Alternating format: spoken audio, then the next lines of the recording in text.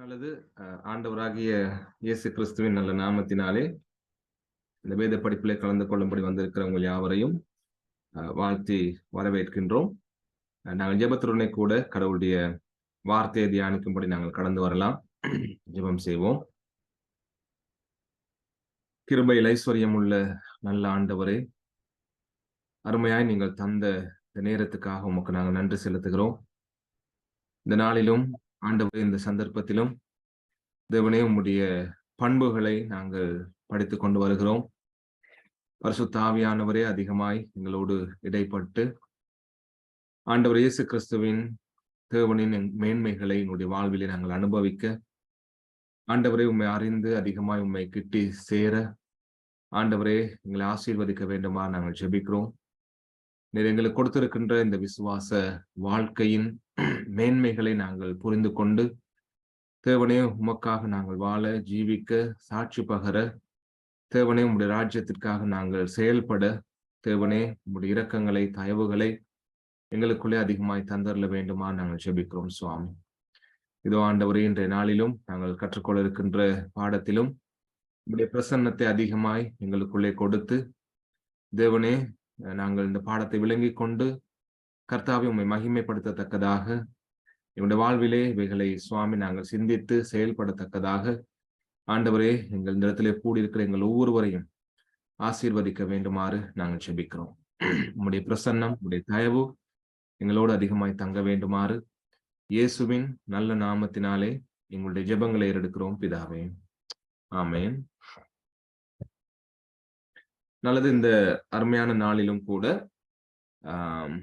கடவுளுடைய குணாதிசயங்கள் அல்லது கடவுளுடைய பண்புகள் என்ற பாடத்திலே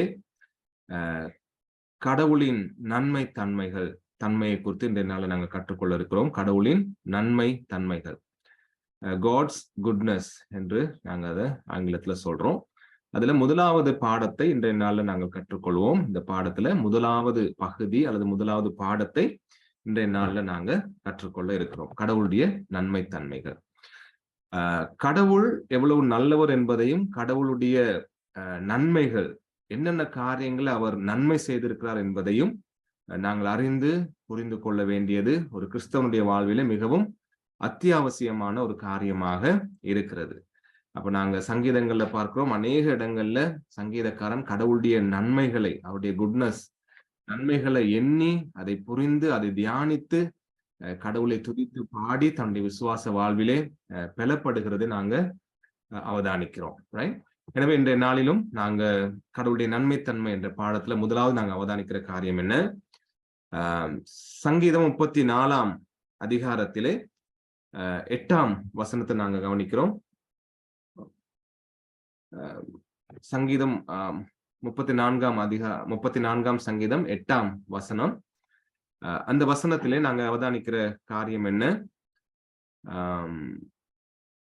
கர்த்தர் நல்லவர் என்பதை ருசித்து பாருங்கள், அவர் மேல் நம்பிக்கையா இருக்கிற மனுஷன் பாக்கியவான். அப்ப சங்கீதக்காரன் கடவுளை குறித்து பாடும் பொழுது, கடவுளை குறித்து சொல்லும் பொழுது, அவர் நல்லவர் என்பதை ருசித்து பார்க்கும்படியாக கடவுளுடைய ஜனங்களை அழைக்கிறத நாங்க பார்க்கிறோம்.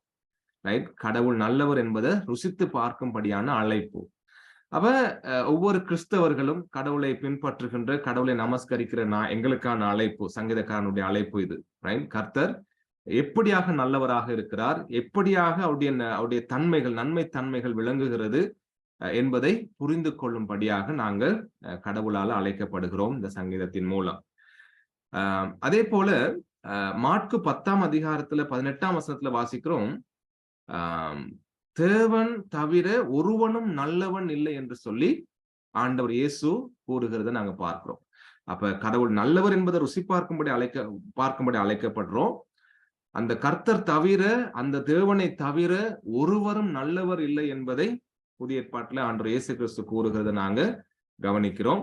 அதே மாதிரி யாக்கோபு 1ஆம் அதிகாரம் 17ஆம் வசனத்துல நாங்க பார்க்கிறோம், நன்மையான எந்த ஈவும் பூரணமான எந்த வரமும் பரத்திலிருந்து உண்டாகி ஜோதிகளின் பிதாவினிடத்திலிருந்து இறங்கி வருகிறது, அவரிடத்தில் யாதொரு மாறுதலும் யாதொரு வேற்றுமையின் நிழலும் இல்லை என்று சொல்லி யாக்கோபு 1:17 வாசிக்கிறோம்.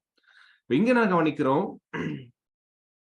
பூமியில வாழுகிற எங்களுடைய வாழ்க்கையில இந்த பூமிக்கு நாங்கள் நன்மைகளை அனுபவிக்கிறோம்னு சொன்னா நம்முடைய வாழ்க்கையில அந்த எல்லா நன்மைகளும் எங்க இருந்து இறங்கி வருதான்? அந்த நல்ல கர்த்தரிடம் இருந்து, அவர் ஒருவரே நல்லவராக இருக்கிற அந்த கர்த்தரிடம் இருந்து மாத்திரம்தான் நன்மைகள், நல்ல காரியங்கள் நமக்கு இறங்கி வருகிறது என்பதை இந்த வசனத்துல நாங்க வாசிக்கிறோம் இல்லையா? நன்மையான எந்த ஈவும், பூர்ணமான எந்த வரமும் அப்படின்னு சொல்லும் பொழுது ஆங்கிலத்துல every good gift and every perfect கிஃப்ட்னு சொல்லப்படுது. அப்ப அந்த நன்மை, அந்த அந்த பரிசு, ரைட், அவருடைய அந்த எங்களுக்கு கொடுக்கிற அந்த மேன்மையான காரியம் நன்மையானது, அந்த நன்மையான கடவுளிடமிருந்து எங்களுக்கு இறங்கி வருகிறது என்று இங்க நாங்க வாசிக்கிறத கவனிக்கிறோம். இந்த வசனத்துல போடப்பட்டிருக்கிறத நாங்க பார்க்கிறோம். அப்ப உலகத்துல நாங்க காணுகிற, நாங்கள் அனுபவிக்கிற எல்லா நன்மைகளும், ரைட், நாங்க இந்த வசனங்கள்ல பார்த்தபடிக்கு கடவுள் மூலம் எங்களுக்கு கிடைக்கிறது என்று நாங்க பார்க்கும் பொழுது அவரே அந்த நன்மையின் ஊற்றாக இருக்கிறார். அந்த ஊற்றில் இருந்துதான் எல்லா நன்மைகளும் புறப்பட்டு மனிதனுடைய வாழ்க்கைக்குள் வருகிறது என்பதை நாங்க இங்க கவனிக்கிறோம். அப்ப நாங்க என்ன பார்க்கிறோம்னு சொன்னா, பூமியிலேயோ அல்லது மனிதனிடத்திலேயோ எந்த விதமான நன்மையும் காணப்படாத சந்தர்ப்பத்துல தேவனிடம் இருந்து மாத்திரமே, அவர் நல்லவராக இருக்கிறதுனால அவரை தவிர ஒருவர் நல்லவர் இல்லை, எனவே அவரிடம் இருந்து மாத்திரமே அந்த நன்மைகள் எங்களுக்கு இறங்கி வருகிறது என்பதை இந்த வேத வசனங்களுக்குள்ளே நாங்க கவனிக்கிறோம் அன்பானவர்களே. எனவே பூரணமாக ஒருவர் நல்லவராக இருக்கிறார் என்று நாங்கள் ஒருவரை சொல்லுவோம் என்று சொன்னால் அது நம்முடைய கடவுளை மட்டுமே சொல்ல முடியும் என்பதை நாங்க அவதானிக்கிறோம்.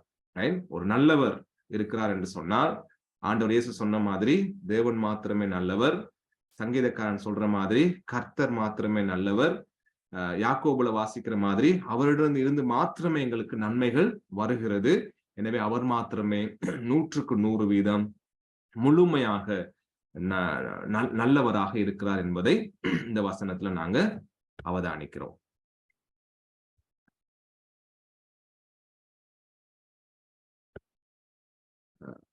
ஸ்கிரீன் ஃபுல்லா விளங்குது இல்லையா?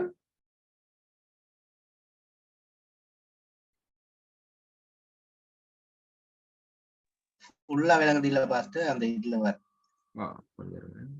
ஒரு நிமிஷம் இருங்க, நான் ஃபுல்லா போடுறேன்.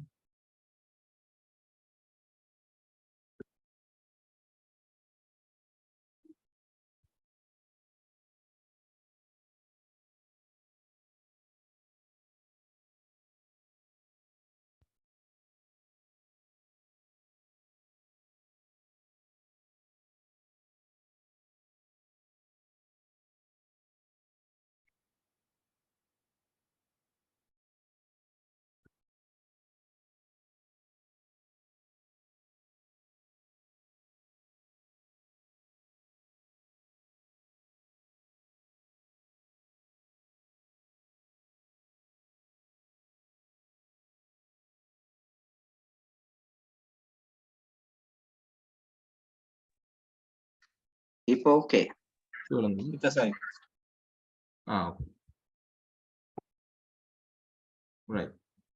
Right, thank you. அப்ப பூர்ணமான எந்த ஈவும் தேவனிடத்திலிருந்து எங்களுக்கு இறங்கி வருகிறது, அவரிடம் இருந்து மாத்திரம் அவரே நன்மையின் ஊற்றாக நம்முடைய வாழ்க்கையில் எல்லாவற்றையும் தருகின்ற கர்த்தராக இருக்கிறார் என்பதை நாங்க அவதானிச்சோம். அடுத்து நாங்க பார்க்கிறோம், அவர் ஒரு நிமிஷம்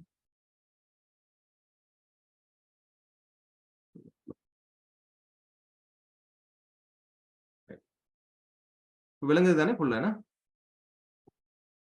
ஹலோ, விளங்குது பாஸ். Okay, thank you. ஓகே, கடவுளை குறித்து நாங்க பார்க்கும் பொழுது வேதம் எங்களுக்கு சொல்லி தருகிறது அவர் நித்தியமான கடவுள் இல்லையா? நித்தியமான கடவுள்னு சொல்லும் பொழுது அவருக்கு ஆரம்பமும் முடிவும் இல்லை என்றதை நாங்க கவனிக்கிறோம். ஆரம்பமும் முடிவும் இல்லாதவர் இல்லையா? அதே மாதிரி அவர் அளவில்லாதவர், ரைட்? அதே நேரத்தில் அவர் முடிவற்றவர் என்பதை நாங்க கவனிக்கிறோம். அவர் நித்தியமானவர்னு சொல்லும் பொழுது, ரைட், அவருக்கு ஆரம்பமும் முடிவும் இல்லாத அளவுக்கு அவர் பெரிய தேவனாக இருக்கிறார் என்பதை நாங்க பார்க்கலாம். எனவே அவருடைய குணாதிசயங்களும் இல்லையா, அவருடைய நன்மையும் எப்படியாப்பட்டதா இருக்குது? அவர் நல்லவர், அதே நேரத்தில் அவர் நன்மை தன்மையை கொண்டவர் என்ற அந்த குணாதிசயமும் நித்தியமானது. ரைட்? நித்தியமானதுன்னு சொல்லும் பொழுது, அந்த குணாதிசயம் நித்தியமானதுன்னு சொல்லும் பொழுது அந்த நன்மைகளுக்கு ஆரம்பமும் முடிவும் இல்லை. ரைட்? அவர் எங்களுக்கு கொடுக்கின்ற நன்மைகளுக்கு ஆரம்பமும் முடிவும் இல்லை என்பதை நாங்க கவனிக்கிறோம். ரைட்? அதாவது ஆரம்பமும் முடிவும் இல்லாத கர்த்தர் நித்தியமானவர்னு சொல்லும் பொழுது அவருக்கு முன் ரைட் ஒரு காலத்திலுமே நன்மை இருந்தது இல்லை. அதே நேரத்துல அவர் இல்லாமல் நன்மை என்ற ஒரு விஷயம், நல்லது என்ற ஒரு காரியம் உண்டாகவில்லை என்பதை நாங்க பார்க்கிறோம் இல்லையா? ஏன்னா ஆண்டவரே ஆதியிலே ரைட் அனாதியா என்றென்றைக்கும் தேவனாக இருக்கிறார் இல்லையா? அப்ப அவருக்கு முன்பாக ஒரு நன்மையும் இருந்ததும் இல்லை, அதே நேரத்தில் இருக்க போறது இல்லை. ஏன்னா அவரே எல்லாவற்றுக்கும் தேவனாக இருக்கிறார். அதே போல அவர் இல்லாமல் ஒரு நன்மையும் உண்டாகவில்லை என்பதை நாங்க எதுல கவனிக்கிறோம்னு சொன்னா, அவர் நித்தியமான கர்த்தராக இருக்கிறார் என்பதை நாங்க அதிலிருந்து நாங்க கண்டு கொள்றோம். ரைட்? சங்கீதம் 145:9 வாசிக்கிறோம், கர்த்தர் எல்லார் மேலும் தயவுள்ளவர், அவர் இரக்கங்கள் அவருடைய எல்லா கிரியைகளின் மேலும் உள்ளது என்று சொல்லப்படுகிறது.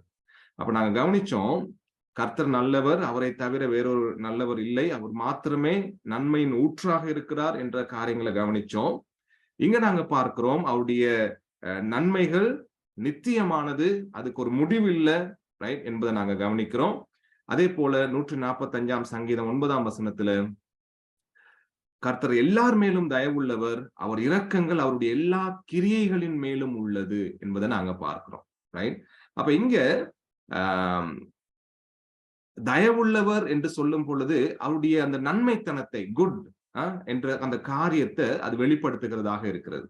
அப்ப கடவுள் எல்லார் மேலையும் தன்னுடைய நன்மை தன்மைகளை வைத்திருக்கிறவராக இருக்கிறார். அதே நேரத்துல அவருடைய ஒவ்வொரு செயல்களிலும் அவருடைய அந்த நன்மை தன்மைகள், அந்த நல்ல காரியங்கள், அவருடைய நல்ல குணாதிசயங்கள் வெளிப்படுகிறதாக இருக்கிறது என்பதை இந்த சங்கீதம் 9 நாங்க அவதானிக்கிறோம். கடவுளுடைய எல்லா கிரியைகளின் மேலும், அவருடைய எல்லா விதமான காரியங்கள், வேலைகளின் மேலும் ரைட், அவர் என்னென்ன காரியங்களை செயல்படுகிறாரோ அந்த எல்லா செயல்பாடுகளிலும் கடவுள் தன்னுடைய நன்மை தன்மைகளை ரைட் குட்னஸ் அவர் என்ன செய்யாரு, வெளிப்படுத்துகின்ற கர்த்தராக இருக்கிறார். சரியா? இப்ப பாருங்க, அவருடைய கிரியைகள்ல, அவருடைய செயல்கள்ல அவருடைய நன்மை தன்மைகளை வெளிப்படுத்துகிறவராக இருக்கிறார் என்று சொல்லும் பொழுது நாங்க ஆரம்பத்திலிருந்து பார்த்தோம், அவர் நல்லவர் என்றதுனால அவர் செய்கிற காரியம் என்னவா இருக்குதான், நல்லதாகவே இருக்கும் என்பதை நாங்கள் கீழே வாசிக்கிறோம் இந்த வசனத்தின் அடிப்படையில. அவர் நல்லவராக இருக்கிறதுனால அவர் செய்கின்ற செயலும் நல்லதாகவே இருக்கும். எனவே அவர் செய்கின்ற ஒவ்வொரு கிரியைகளிலும் அவருடைய நல்ல செயல்கள் இருக்குது என்றதை நாங்க அந்த வசனத்துல அவதானிக்கிறோம். அப்ப இன்றைய நாள்ல நாங்க சற்று சுருக்கமா அல்லது முதலாவது பகுதியில பார்க்க இருக்கிற காரியம் என்னன்னு சொன்னா, படைப்பிலே தேவனுடைய நன்மைத்தன்மை எப்படி வெளிப்பட்டது என்பதை நாங்க ஆரம்பத்துல பார்க்க போறோம். முதலாவது பாடத்துல படைப்புல எப்படி கடவுளுடைய நன்மைத்தன்மை வெளிப்பட்டது. ஏன்னா நாங்க என்ன பார்த்தோம், அவருடைய கிரியைகளின் மேல அவருடைய நன்மைத்தன்மை வெளிப்பட்டுச்சுன்னு பார்த்தோம். எனவே அவருடைய கிரியைகளான, அவருடைய செயல்பாடான படைப்புல எப்படி அவருடைய நன்மைத்தன்மை வெளிப்பட்டது. ஆதியாகமம் 1:31 இப்படியாக சொல்லப்படுகிறது அந்த வசனம், அப்பொழுது தேவன் தாம் உண்டாக்கின எல்லாவற்றையும் பார்த்தார், அது மிகவும் நன்றாயிருந்தது. சாயங்காலமும் விடியற்காலமும் ஆகி 6ஆம் நாள் ஆயிற்றுன்னு சொல்லப்படுகிறது. அங்க ஆண்டவர் தான் படைத்த எல்லாவற்றையும் பார்த்துட்டு, அதெல்லாம் படைச்சு முடிச்சுட்டு, அது எல்லாத்தையும் ஓவராலா பார்த்துட்டு சொல்றாரு, அது மிகவும் நன்றா இருந்தது. இட் வாஸ் வெரி குட் அப்படின்னு சொல்லி ஆங்கிலத்துல சொல்லப்படுகிறது. மிகவும் ரொம்ப பெஸ்டா இருந்துச்சு, ரொம்ப அருமையா இருந்துச்சுன்னு சொல்லி கடவுள் அதை ரசிச்சு அந்த நன்மையை சொல்றதை நாங்க, மிகவும் நன்றா இருந்துச்சுன்னு சொல்றதை நாங்க கவனிக்கிறோம் அன்பானவர்களே. அப்ப ஏன் அது நன்றா இருந்தது, ஏன் அதுக்கு கடவுள் சொல்லணும் இது தான் படைச்ச எல்லாமே நல்லா இருந்துச்சு, வெரி குட்டா இருந்துச்சுன்னு சொல்லி கீழே எழுதியிருக்கோம் பாருங்க. அது நன்றா இருந்ததுக்கான காரணம் நான் முதல்ல பார்த்த மாதிரி, அதை படைத்தவர் மிகவும் நல்லவராக இருப்பதினாலே அவருடைய செயலும் எப்படியாப்பட்டதாக இருந்துச்சா, நல்லதாக, பெஸ்டா, வெரி குட்டா இருந்துச்சுன்னு சொல்லி அந்த வசனத்துல நாங்க வாசிக்கிறோம். ரைட்? அப்ப ஒரு விஷயத்தை செய்ததுனால அந்த அந்த அந்த காரியம் நல்லா இருந்ததுனால கடவுள் நல்லா இருந்துச்சுன்னு சொல்லாம, அதை தானே செய்ததினால், தானே அதை சிருஷ்டித்ததினாலே, அவருடைய அந்த நன்மை தன்மைகளின் ஒரு பகுதியாக, அந்த அந்த நன்மை தன்மைகளின் ஒரு பங்காக சிருஷ்டிப்பை அவர் மாற்றுகிறத, அந்த சிருஷ்டிப்புக்கு தன்னுடைய நன்மை தன்மைகள் ஒரு பகுதியை கொடுக்கிறத நாங்க காண்பிக்கிறோம். அதாவது அவர் மிகுந்த நன்மை உள்ளவராக, நல்லவராக இருக்கிறார். அதன் ஒரு துளியை இயற்கையில கடவுள் வெளிப்படுத்துகிறவராக இருக்கிறார். அப்ப இயற்கையில அவருடைய நன்மை தன்மையை நாங்க காண முடியும், காணக்கூடியதாக இருக்கிறது என்பதை இந்த வசனத்தின் அடிப்படையில நாங்க கவனிக்கிறோம். அதே நேரத்துல இங்க நாங்க வாசிக்கிறோம், கடவுள் எந்த நன்மையிலும் சார்ந்திராமல் தன்னில் தானே நல்லவராக, நன்மை செய்கின்றவராக இருக்கிறார். ரைட்? இப்ப நாங்க ஆரம்பத்துல நாங்க படிச்சுட்டு வந்தோம் அன்பை குறித்து. அந்த அன்பை குறித்து படிக்கும் பொழுது அவருடைய அன்பை தூண்டுவதற்கு, கவர்ந்து கொள்ளுவதற்கு ஒரு விஷயமும் உலகத்திலும் அல்லது இந்த அண்ட சராசரங்களும் இல்லாதது போல இல்லைன்னு நாங்க படிச்சோம். அதே மாதிரி இங்கேயும் நாங்க பார்க்கிறோம், கடவுளை நல்லவராக மாத்துறதுக்கு அல்லது அவர் நல்ல செயலை செய்ய வைக்கிறதுக்கு ஒரு காரியமும், செய்ய வைக்கக்கூடிய ஒரு காரியமும் இல்லை. அப்படியான காரியத்துல சார்ந்து அதை டிஃபைன் பண்ணி அவர் நன்மை செய்ய வேண்டிய அவசியம் அவருக்கு இல்லை.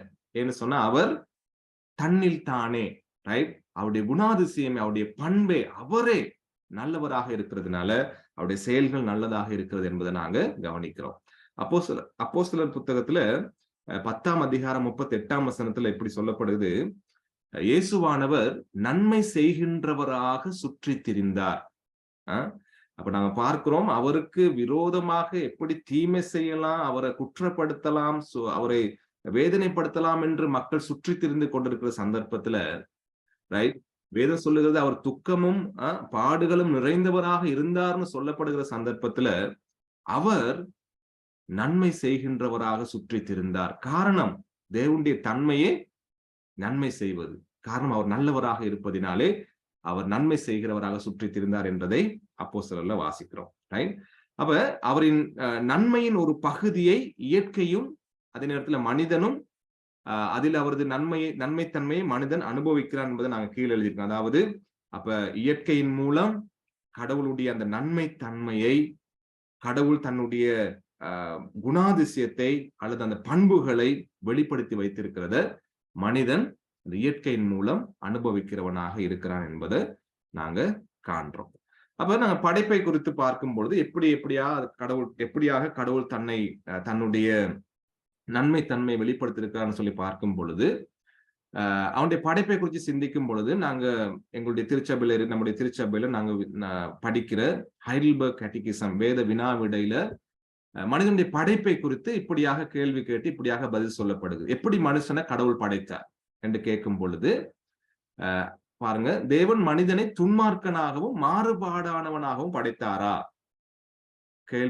கேள்வி அது. பதில் இல்லை. ஆனால் தேவன் மனிதனை நல்லவனாகவும் தன்னுடைய சாயலாக மெய்யான நீதியிலும் பரிசுத்தத்திலும் சிருஷ்டிகராகிய தம்மை சரியாக அறிந்து இதயபூர்வமாக நேசித்து நித்திய ஆசீர்வாதத்தில் அவரோடு வாழ்ந்து அவரை துதிக்கவும் மகிமைப்படுத்தும்படியாக படைத்தார். துதிக்கவும் மகிமைப்படுத்தும்படியாகவும் அவர் என்ன செஞ்சார்? மனுஷனை படைச்சார் என்று சொல்லப்படுகிறது. அப்ப இதுல இருந்து நாங்க கவனிக்கிற விஷயம் என்னன்னு சொன்னா, பாருங்க, அதுக்கு கீழே ஒரு விளக்கம் கொடுக்கப்பட்டிருக்குது. கடவுள் தனது ஜீவ சுவாசத்தை தன்னால் உருவாக்கப்பட்ட மனிதனின் நாசியிலே ஊதின போது அவன் ஜீவ ஆத்துமாவானான். இது மற்றைய படைப்புகளில் இருந்து அவனை வேறுபடுத்தி காட்டுகிறது. அதே போல மனிதன் மட்டுமே தேவனோடு உணர்வுள்ள உறவு வைத்துக் கொள்ளும் இயலுமையோடு படைக்கப்பட்டிருக்கிறான் என்று சொல்லப்படுகிறத நாங்க கவனிக்கிறோம். அப்ப கடவுள் மனுஷன் எப்படி படைச்சிருக்கிறாரா? இங்க என்ன சொல்லப்படுகிறது? நல்லவனாகவும் தன்னுடைய சாயலாகவும் படைத்தார். அப்ப மண்ணினாலே ஆதாமை உருவாக்கும் பொழுது அந்த மண் நல்லதா இருக்கல இல்லையா, அல்லது உருவாக்கப்பட்ட அந்த உருவம் நல்லதாக இருக்கல. நாங்க ஏற்கனவே படிச்சுட்டு வர மாதிரி, ஏன் அவன் நல்லவனாக இருக்கிறான்? ஏனென்று சொன்னால் நல்லவரினாலே படைக்கப்படுவதினாலே. நல்லவருடைய கரத்தின் கிரியையாக மனுஷன் இருப்பதினாலே அவன் நல்லவனாக இருக்கிறான். அதே போல கடவுள் தன்னுடைய சாயல்னு சொல்லும் பொழுது மெய்யான நீதி, அதே நேரத்துல மெய்யான பரிசுத்தம், அதே நேரத்துல மெய்யான நீதி, மெய்யான பரிசுத்தம், மெய் ஞானம் என்ற 3 காரியத்துல தேவன் அவனை சிருஷ்டிக்கிறார் என்பதை நாங்க கவனிக்கிறோம். அப்ப தேவன் நல்லவனாக தன்னுடைய சாயல் அவனை படைக்கும் பொழுது தன்னுடைய நன்மை தன்மைகளை, தன்னுடைய நல்ல குணாதிசயங்களை ஆண்டவர் தன்னுடைய கிரிகளின் மூலம் மனிதனுடைய படைப்பிலே வெளிப்படுத்துகிறத நாங்க கவனிக்கிறோம் அன்பானவர்களே. அவ என்ன நன்மை செய்தால் இங்க விளக்கம் கொடுக்கப்பட்டிருக்கிறது. கீழே தன்னுடைய ஜீவ சுவாசத்தை அவனுடைய நாசியிலே ஊதினார். ரைட்? அப்ப அந்த ஜீவ சுவாசம் நல்லது இல்லையா? ஏன்னா நல்லவரிடம் இருந்து அந்த ஜீவ சுவாசம் புறப்பட்டு மனிதனுக்குள்ள பிரவேசிச்சு இருக்கிறதுனால அவனுடைய ஆத்மா நல்லது இல்லையா? அந்த ஆத்மா கரைபடாதது, ரைட், பரிசுத்தம் உள்ளதாக இருக்கிறது என்பதை நாங்க கவனிக்கிறோம். தேவனுடைய சாயல்ல அது படைக்கப்படுகிறது என்பதை நாங்க கவனிக்கிறோம். அதே நேரத்துல தேவன் அந்த நன்மைத்தன்மை எப்படி அவனோடு பகிர்ந்து கொள்றாருன்னு சொன்னா, அந்த மனுஷன் உணர்வோடு, ரைட், உணர்வோடு கடவுளை என்ன செய்யணுமா, கடவுளோடு உறவு வச்சு கொள்ளும்படி அவனை படைக்கிறார். ரைட்? உணர்வோடு, சரியா, உணர்ந்து அறிந்து, ரைட், அனுபவித்து, கடவுளை ருசித்து, அவருடைய தன்மைகளை புரிந்து கொண்டு அவரோடு நெருங்கி உறவாடும்படியான இயலுமைய கடவுள் அவனுக்கு கொடுக்கிறார். அப்ப அவர் நல்லவராக இருக்கிறதுனால இந்த நன்மை தன்மையை மனிதர்கள் பெற்றுக்கொள்ளுகிறார்கள் அந்த சிருஷ்டிப்புல என்பதை இங்க நாங்க கவனிக்கிறோம். அடுத்து தி காட் ஆஃப் கிரியேஷன் என்று சொல்லப்படுகிற ஒரு புத்தகத்துல நான் வாசிச்சதை இங்க எழுதியிருக்கிறேன். கடவுள் தனது ஜீவ சுவாசத்தை தன்னால் உருவாக்கப்பட்ட மனிதனின் நாசியிலே ஊதின போது அவன் ஜீவ ஆத்துமாவானான். இது மற்றைய படைப்புகளில் இருந்து அவனை வேறுபடுத்தி காட்டுகிறது. அதே போல மனிதன் மட்டுமே தேவனோடு உணர்வுள்ள உறவு வைத்துக் கொள்ளும் இயலுமையோடு படைக்கப்பட்டிருக்கிறார் என்பது அங்க சொல்லப்படுகிறது. அதே நேரத்துல ஹைல்பர்க் கேட்டகிசத்தினுடைய விளக்கம் இப்படியாக சொல்லுது, இச்சாயலானது, ரைட், கடவுள் அவனுக்கு கொடுத்த அந்த சாயலானது தேவனுடைய ஆளுமையான சிந்திக்கும் திறனையும் பாச உணர்வு, விருப்பம் ஆகியவற்றை உள்ளடக்கியதாகும். ஆகவே படைக்கப்பட்ட மனிதன் தனது சிந்திக்கும் திறனால் தன்னை படைத்த தேவனை அறிந்து கொள்ளுகிறான். ரைட்? தனது பாச உணர்வினால் இருதயபூர்வமாக அவரை நேசிக்கவும், ரைட், அவனது விருப்பம் கொள்ளும் ஆற்றலால் அவன் நீதியையும் பரிசுத்தத்தையும் தெரிந்து கொள்ளவும் முடிந்தது. ரைட்டா? அப்ப கடவுளை நேசிக்கும்படியாக, அதுவும் இருதயபூர்வமாக நேசிக்கும்படியாக, ரைட், கடவுளை தன்னை படைத்த தேவனை அறிந்து கொள்ளும்படியாக, ரைட், தன்னை படைத்தவர் யார், அவர் எப்படியாப்பட்டவர் என்பதை அறிந்து கொள்ளும்படியாக, ரைட், கடவுளை நேசித்து அவரை கிட்டி சேர்றதுக்கு ஒரு விருப்பம் உள்ளவனாக, ரைட், அதே போல கடவுளுடைய அந்த தன்மைக்கு ஏற்ற விதமாக ஒரு வாழும் அந்த வல்லமை ஆற்றலை உடையவனாக அவனை கடவுள் படைக்கிறார். அது எல்லாமே மனிதனுக்கு தேவன் கொடுக்கின்ற நன்மை. ரைட்? தன்னுடைய நன்மையை, தன்னுடைய தன்மைகளை அவனோடு பகிர்ந்து கொள்ளுகிறார். அப்ப அன்பானவர்களே பாருங்க, மரத்தை செடி கொடிகளை படைக்கும் பொழுது இந்த விசேஷ தன்மைகளை, இந்த நன்மை தன்மைகளை மரங்களோடு பகிர்ந்து கொள்ள ஆண்டவர் அவைகளுக்கும் ஒரு தன்மையை கொடுத்தார், நன்மைகளை பகிர்ந்து கொண்டார். ஆனால் மனிதனுக்கு கொடுத்ததை போல அவைகளுக்கு ஆண்டவர் கொடுக்கவில்லை இல்லையா? அப்ப கடவுள் தன்னுடைய நன்மையை, தன்னுடைய நன்மை தன்மையை, ரைட், தன்னுடைய அந்த அழகை மனிதனோடு பகிர்ந்து கொள்ளுகிறத நாங்க பார்க்கிறோம். அப்ப அவருடைய சிருஷ்டிப்புல முதலாவது நாங்க பார்ப்போம், அவருடைய சிருஷ்டிப்பாகிய மனிதர்களாகிய நம்முடைய வாழ்வில அவர் எப்படியாக அந்த நன்மை தன்மையை பகிர்ந்து கொண்டிருக்கிறார் என்பதை இந்த இடத்துல நாங்க கவனிக்கிறோம் அன்பானவர்களே. எனவே எந்த நாளும், ஒவ்வொரு நாளும், எங்களுடைய வாழ்க்கையை குறித்து சிந்திக்கும் பொழுது, கடவுள் எங்களை படைத்து எப்படியாக படைத்திருக்கிறார், எப்படியான சாயலை படைத்திருக்கிறார் என்பதை குறித்து சிந்திக்கும் பொழுது, ரைட், நாங்க என்ன செய்யலாம்? கடவுளுக்கு தொடர்ந்தும் கடவுளுக்கு நன்றியோடு வாழும்படியாக, ரைட், கடவுளுக்கு எங்களுடைய ஸ்தோத்திரங்களை துதியையும் செலுத்தும்படியாக நாங்க ஒவ்வொரு நாளும் அவரோடு கிட்டி உறவாடி அவரை நேசித்து அவரை சேவிக்கிறதுக்கு இந்த காரியங்கள் எங்களை ஏவுகிறதா இருக்கிறது. கடவுள் நன்மை செய்கின்றவராக சுற்றி திரிந்தார். அவர் எங்களை படைக்கும் பொழுது அந்த நன்மைகளை, அந்த நல்லவர் அவருடைய தன்மைகளை அந்த படைப்பாகிய மனிதர்களோடு பகிர்ந்து கொண்டதை இங்க நாங்க பார்க்கிறோம். எனவே அந்த நன்மை தன்மையை கொண்ட தேவனுடைய ஒரு பகுதியாக மனிதர்களை உருவாக்கி இருக்கிறத நாங்க இங்க அவதானிக்கிறோம். ரைட்? அப்ப என்ன நாங்க கண்டோம்? படைப்புல விசேஷமானவனாகவும் நல்லவனாகவும் மனுஷனை கடவுள் தன்னுடைய சாயல்ல படைக்கிறார் என்பதை நாங்க அவதானிச்சோம். ஆகவேதான் சங்கீதத்துல 139ஆம் சங்கீதத்துல 14ஆம் வசனத்துல இப்படியாக வாசிக்கிறோம். நான் பிரமிக்கத்தக்க அதிசயமாய் உண்டாக்கப்பட்டபடியால் உம்மை துதிப்பேன். உமது கிரியைகள் அதிசயமானவைகள், அது என் ஆத்துமாவுக்கு நன்றாய் தெரியும். தாவீது படைப்பை குறித்து சிந்திக்கும் பொழுது, சிருஷ்டிப்பை குறித்து சிந்திக்கும் பொழுது, மனித படைப்பை குறித்து அவர் விசேஷமாக சிந்திக்கும் பொழுது சொல்றாரு, பிரமிக்கத்தக்க அதிசயமாக உண்டாக்கப்பட்டிருக்கிறேன், ஆகவே உம்மை நான் துதிப்பேன்னு சொல்றார். ஆண்டவரே, உம்முடைய கிரியைகள் அதிசயமானவைகள், அது எனக்கு நல்லா தெரியும், ஆகவே நான் உங்களை துதிப்பேன்னு சொல்லி அவர் சொல்றதை நாங்க கவனிக்கிறோம் அன்பானவர்களே. ரைட்? சில நேரங்கள்ல நம்முடைய சரீரத்தை குறித்து அல்லது நம்முடைய சரீர உறுப்புகளை குறித்து நாங்க அவ்வளவா சிந்திக்கிறது இல்லை, இல்லையா?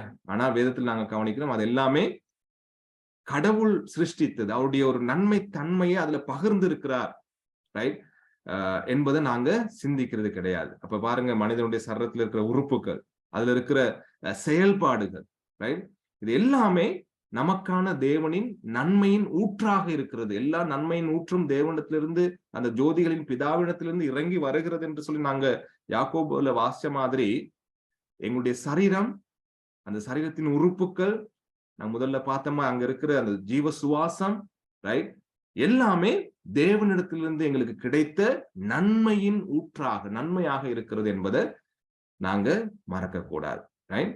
இப்ப பாருங்க, என்ன சொல்றாங்கன்னு சொன்னா, நம்முடைய சரீரத்துல கிட்டத்தட்ட 78 உறுப்புகள் இருக்குன்னு சொல்லப்படுது. 78 உறுப்புகள், ரைட்?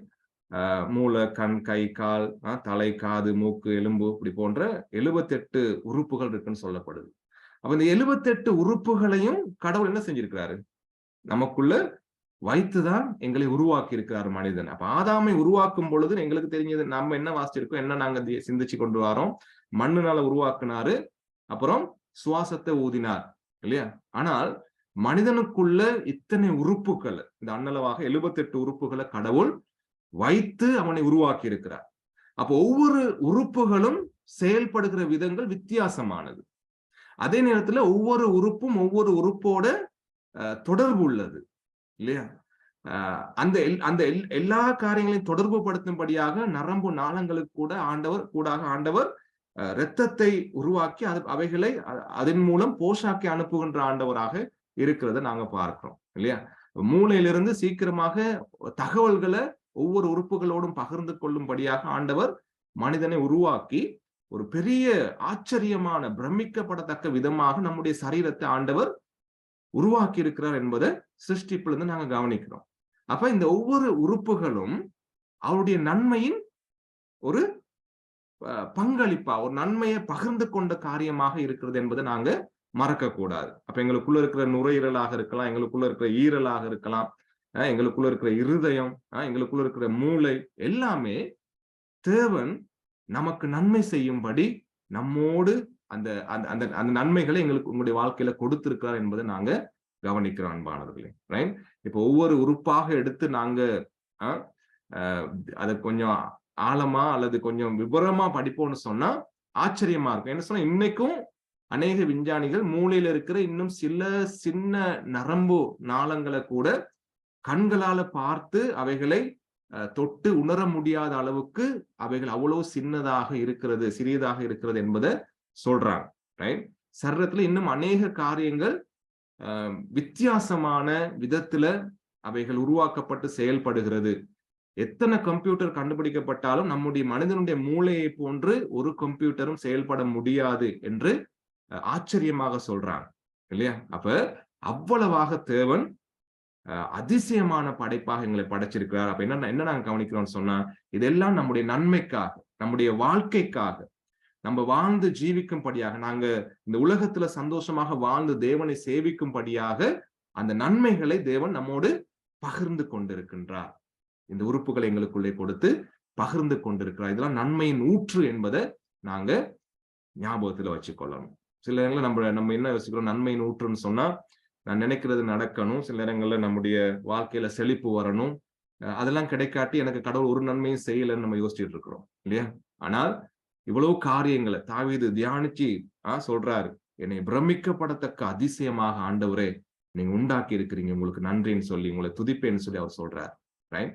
அப்ப தேவனுடைய நன்மையின் பகுதிகளாக, ரைட், அவர் மனுஷனுக்கு செஞ்ச அந்த சிருஷ்டிப்புல அவர் அந்த செய்த அந்த காரியத்தின் நன்மையாக இவைகளை நாங்க காணுகிறோம் அன்பானவர்களே. ரைட்? இன்னும் ஒரு காரியத்தை பார்த்து நாங்க கடந்து வரலாம். அதே மாதிரி நம்முடைய நித்திரை, கடவுள் மனுஷனுக்கு கொடுக்கிற தூக்கம். பாருங்க, ஆண்டவர் இரவு பகலை உருவாக்குறாரு. ரைட்? அதே நேரத்துல பகல்ல மனுஷன் வேலை செய்யறான், எல்லாம் செய்யறான். ஆனா சாயங்காலமாகி கொஞ்சம் இரவாகி வரும் பொழுது இயல்பாகவே உடம்பு சோர்வடையுது. ரைட்? இயல்பாகவே எங்களுக்கு கொட்டாய் வர ஆரம்பிக்கும். ரைட்? கண் எங்களுக்கு மூடுபடும், தூக்கம் ஏற்படுது. ரைட்? இது சாதாரணமாக நாங்க கண்டுபிடிச்ச அல்லது சும்மா விபத்து போல ஏற்பட்ட ஒண்ணு இல்ல, மாறாக கடவுள் எங்களுக்கு கொடுத்த ஆசீர்வாதம், எங்களுக்கு கொடுத்த நன்மை இது. எப்படி சரீரத்தை கொடுத்தாரோ அந்த சரீரத்துக்குரிய எல்லா விதமான ஓய்வையும், அந்த சரீரத்துக்குரிய புத்துணர்ச்சியையும் ரீஃப்ரெஷ்மெண்ட் கொடுக்கறதுக்காக கடவுள் என்ன செய்யறாரு, நமக்கு தூக்கத்தை கொடுத்திருக்கிறார் என்பதை கடவுளுடைய வசனத்துல நீதிமொழிகள் 3:24 நாங்க வாசிக்கிறோம். ரைட்? அந்த தூக்கம் இனிமையானதாக இருக்கும்னு சொல்லி அங்க சொல்லப்படுறதை நாங்க கவனிக்கிறோம். அப்ப நாங்க தூங்கும் பொழுது என்ன நடக்குதான், இரவு நேரத்துலதான் சொல்லப்படுது என்னது, ஆண்டவர் எப்படி நம்மள படைச்சு நம்முடைய சரீரங்களை படைச்சு வச்சிருக்காருன்னு சொன்னா, இரவுல இருக்க அந்த ஒவ்வொரு குறிப்பிட்ட நேரங்கள்ல ஒவ்வொரு சரீர உறுப்புகளும் என்ன செய்யுதான், அது ஒவ்வொன்றாக சுத்திகரிச்சு கொள்ளுதான்.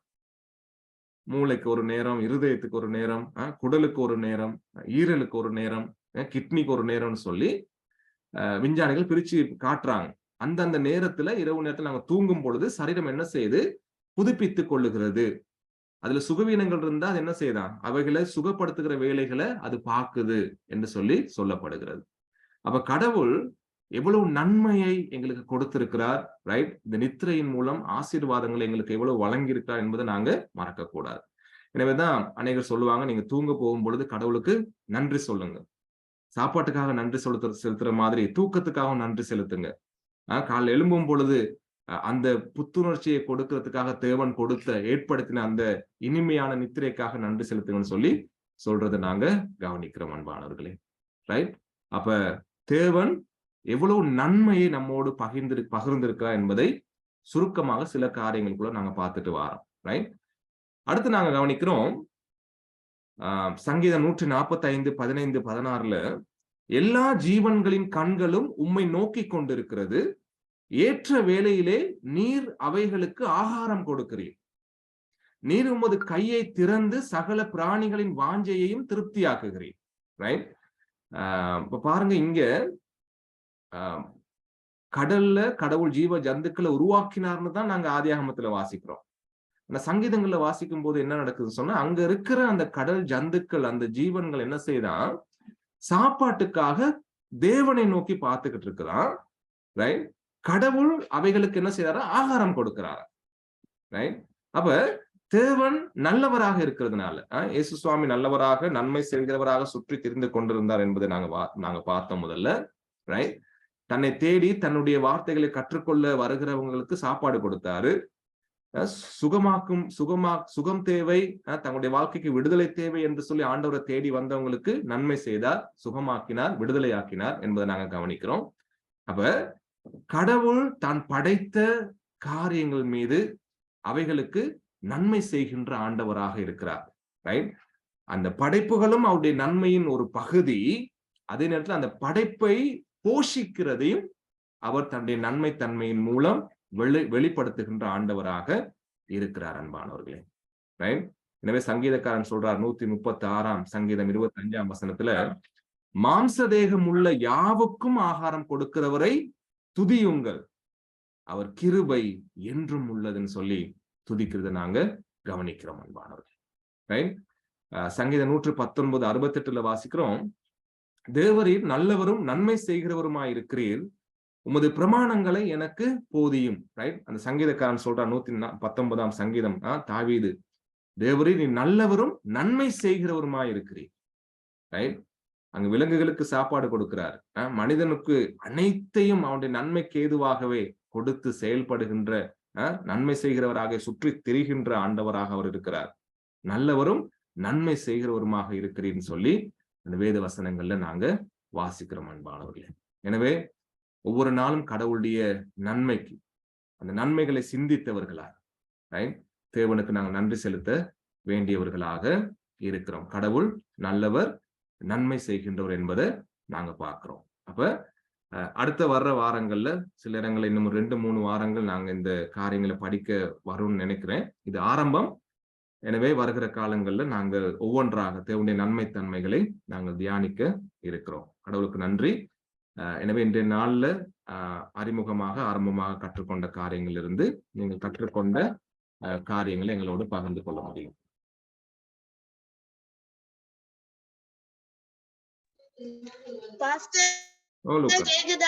கேக்குது.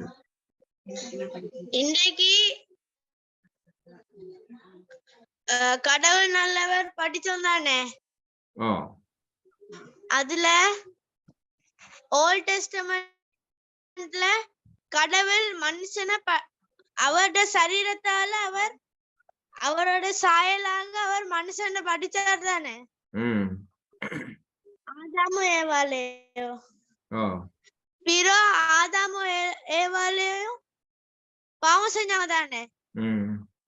அப்ப நியூ டெஸ்டமெண்ட்ல ஏசப்பா சிலுவையில அறைஞ்சாரு, அந்த பாவம் எல்லாம் மன்னிக்கப்பட்டது.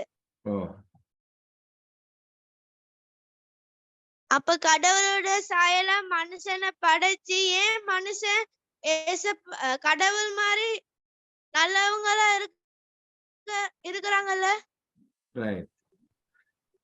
நல்ல கேள்வி, நல்ல யோசிச்சிருக்கீங்க லூக்கா நீங்க, இல்லையா? குட். அப்ப நல்லவனாக மனுஷனை கடவுள் படைச்சு இவ்வளவு நல்ல காரியங்களை அவனோட பகிர்ந்து கொண்டு அவனுடைய வாழ்க்கையை குறிச்சு நல்லது மாத்திரம்தான் கடவுள் நினைச்சாரு, இல்லையா? நல்லது மட்டும்தான் மனுஷனுக்கு கடவுள் செஞ்சார், இல்லையா? ஆனா மனுஷன் அவ்வளவு நல்ல கடவுளுக்கு விரோதமா கெட்ட விஷயத்தை அவன் செஞ்சான் என்பதை நாங்க பைபிள்ல வாசிக்கிறோம். சரியா? அப்ப இயேசு சுவாமி அப்படி கெட்ட விஷயம் செய்து அந்த நல்லவருக்கு விரோதமாக செயல்பட்டவனுக்காக இயேசு சுவாமி பூமியில வந்து அந்த கெட்ட மனுஷனுக்காக அவரு சிலுவையில மரிச்சு திரும்பவும் அவனை நல்ல மனுஷனாக புதிய படைப்பாக மாத்துறாரு என்பதுதான் நாங்க பைபிள்ல வாசிக்கிறோம். எனவே வர்ற காலங்கள்ல இந்த பாடமெல்லாம் வரும் புதா, ரைட்? இந்த நன்மை தன்மைகளை பகிர்ந்து கொண்ட அவருடைய குட்னஸ் எல்லாம் அதுக்குள்ள வரும். அடுத்தடுத்த வாரம் நீங்க வாங்க, சரியா? Okay pastor, thank you. இன்னொரு கேள்வி தான் இருக்கு. கேளுங்க. நீங்க போட்டோ காட்டுனீங்க தான் இன்டர்னல் ஆர்கன்ஸ் 78. அப்ப அந்த எல்லா ஆர்கன்ஸையும் கடல் களிமண்ணாலே செஞ்சாரு. ஆமா, மண்ணினால தான் உருவாக்குனாரு மனுஷனை. ரைட்? உருவாக்கிட்டு ஜீவ சுவாசத்தை ஊதுனோன்னு எல்லாம் உயிர் வந்துருச்சு. சரியா? ஆனா எங்கட சயின்ஸ்ல அப்படி சொல்லல. உண்மைதான். நாங்க படிக்கும் பொழுது சில நேரம் சொல்லுவாங்க, இப்ப மனுஷன் வந்து குரங்குல இருந்து வந்தான், கடவுள்னு ஒருத்தர் இல்ல அப்படின்னு சயின்ஸ்ல சொல்லுவாங்க, இல்லையா? ஆனா அநேக விஞ்ஞானிகள் சொல்லுவாங்க, இல்ல, கடவுள் இருக்கிறார், அவர் தான் எங்களை படைச்சார்னு சொல்லி. சில விஞ்ஞானிகள் சொல்லுவாங்க, அவங்களுடைய அறிவு கெட்டின விதமா குரங்குல இருந்து தான் வந்தான் அப்படின்னு சொல்லி. அது மாதிரிதான் இதுவும், இல்லையா? ஆனா பைபிள் கடவுள் சத்தியத்தை எங்களுக்கு வெளிப்படுத்தி இருக்கிறாரு. கடவுள் தான் எங்களை படைச்சாரு, எங்களுடைய சரீர அவயவங்கள் எல்லாத்தையும் அவர் தான் படைச்சு எங்களை வழி நடத்துறாருன்னு சொல்லி இல்லையா? தாவீது சொல்றாரு, என்னுடைய அம்மாவுடைய வயித்துல நான் உருவாகும் பொழுது உம்முடைய கண்கள் கண்டது, அவைகளை உருவாக்குறது நீங்க ஆண்டவரே. என் அம்மாவுடைய வயிற்றுல இருந்து நீங்க தான் என்னைய காப்பாத்துனீங்க, வெளியே எடுத்தீங்கன்னு சொல்லி சொல்றாரு. அப்ப எல்லா காரியமும் கடவுள் தான் நமக்கு செய்யறாரு என்பதை நாங்க பார்க்கிறோம். தேங்க்யூ. பாஸ்டர், ஓ, இப்ப நீங்க சொன்னீங்க தானே தாவீது உருவாக்க கடவுள் கண்டாருன்னு. அப்ப நான் அம்மாவோட வயசுல என்னை கண்டிருப்பாரா? நிச்சயமா கண்டிருப்பாரு. அம்மாவுக்கு அப்பா கூட தெரியாது, டாக்டருக்கெல்லாம் தெரியாது உங்களுடைய உருவம் என்னன்னு சொல்லி. ஆனா கடவுள் உங்களை கண்டு உங்களை வெளியே எடுத்து உங்களுக்கு ஜீவன் வாழ்க்கை கொடுத்து இவ்வளவு உங்களை வாழ வச்சிருக்கிறாரு, இன்னும் வாழ வைக்க போறாரு இல்லையா? Thank you, Pastor. Okay, thank you. God bless. நல்ல அருமையான கேள்வி. Right? Very good. வேற யாரும் நீங்க பகிர்ந்து கொள்ள முடியும் அல்லது லூக்கா மாதிரி கேள்வி கேட்கலாம்.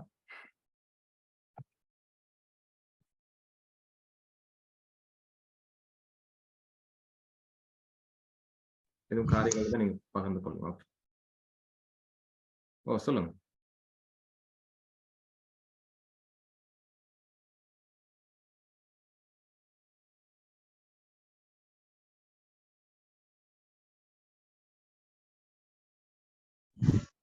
தேவன் எங்களை படைச்சனால எல்லாத்தையும் நல்லதா படைச்சாரு, அதனால நாங்க அவருக்கு நன்றி. ரைட். தேவன் எல்லாவற்றையும் நல்லதா படைச்சிருக்கிறாரு, எங்களையும் படைச்சிருக்கிறாரு. ஆகவே நாங்க நல்ல பிள்ளையா கடவுளுக்கு நன்றி செலுத்தணும். குட். வேற யாரும்?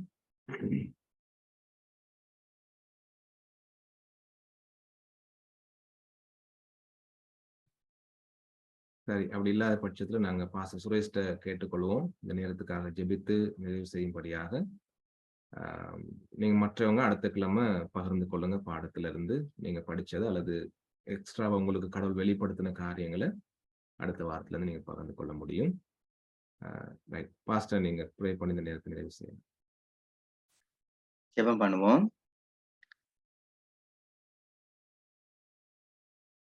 எல்லா நல்லிரக்கங்களுக்கும் ஊற்றாய் இருக்கின்ற சர்வ வல்லமையுள்ள தேவனே,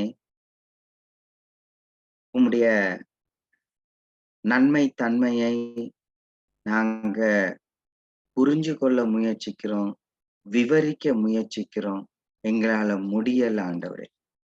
கர்த்தாவே, நீர் எவ்வளவு நல்லவர்னு சுவாமி நாங்க இன்னும் அதிகமா கர்த்தாவே தேடி பார்க்க உணர்ந்து கொள்ள பரிசுத்த ஆவியானவருக்குள் ஆண்டவர் இயேசு கிறிஸ்துவின் மூலம் கர்த்தாவே நீர் எங்களுக்கு புதிய இருதயத்தை, மனதை ஆண்டவரே உம்முடைய விசுவாசத்தினால் தந்து கர்த்தாவே நாங்கள் உம்முடைய அழகை காண, உம்முடைய நன்மை தன்மைகளை காண தேவனே நீர் உம்முடைய விசுவாசத்தை தர வேண்டும். விசுவாசம் இல்லாமல் உமக்கு பிரியமாய் இருப்பது கூடாத காரியம். கர்த்தாவே ஆண்டவரே, உம்மை தேடுகிறவர்களுக்கு நீர் நன்மையை தருவீர் என்பதை நாங்கள் விசுவாசிக்கும் இருதயத்தை எங்களுக்கு தாரும் ஆண்டவரே. சுவாமி, வெறும் அறிவோடு மாத்திரம் ஆண்டவரே நாங்கள் தேடி அவைகளை கண்டுபிடிக்க முடியாது ஆண்டவரே. வெறும் அனுபவங்களினால் மாத்திரம் தேடி கண்டுபிடிக்க முடியாது கர்த்தாவே. ஆண்டவரே, மீதுள்ள விசுவாசத்தினால் உம்முடைய வார்த்தையில் உள்ளவைகளை நாங்கள் நம்புவதினால் ஆண்டவர் இயேசு கிறிஸ்துவோடு ஆண்டவரே எங்களுக்கு தருகிற உறவினாலே உம்முடைய நன்மைத்தனங்களை இன்னும் நாங்கள் காண எங்களுக்கு கிருபை தாருங்கள்.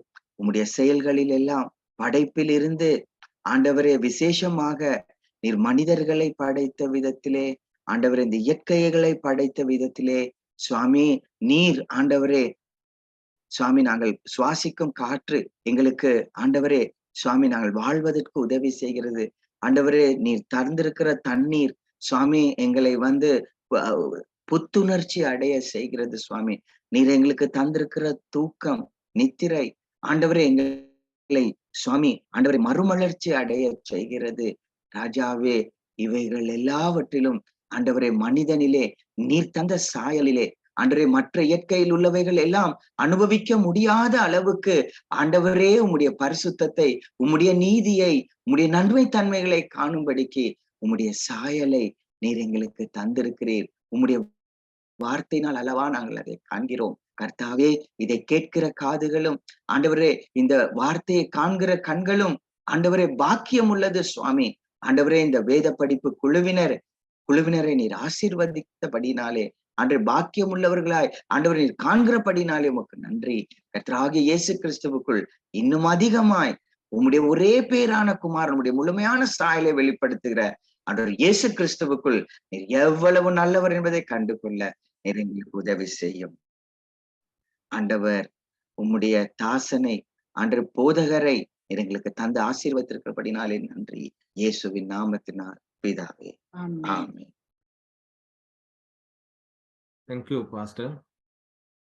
தேங்க்யூ. எல்லாருக்கும் நன்றி. அடுத்த வாரம் நாங்க சந்திக்கலாம். இன்னைக்கு ஒருத்தர் பேசல, என்னன்னு தெரியல. கஷ்டமா போச்சு பாடம். பாஸ்டர்